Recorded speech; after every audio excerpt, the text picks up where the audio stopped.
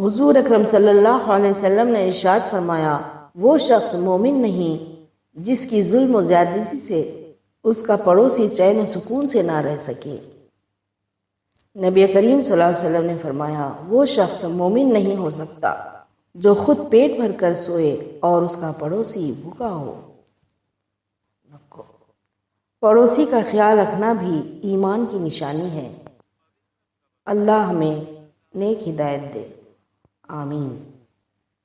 పవిత్ర ప్రవక్త సల్లల్లాహు అలైహి వసల్లం ఇలా అన్నారు, ఎవడైతే తన పొరుగువారిని హింసించి శాంతి మరియు ప్రశాంతతతో జీవించకుండా అడ్డుకుంటాడో వాడు విశ్వాసి కాదు.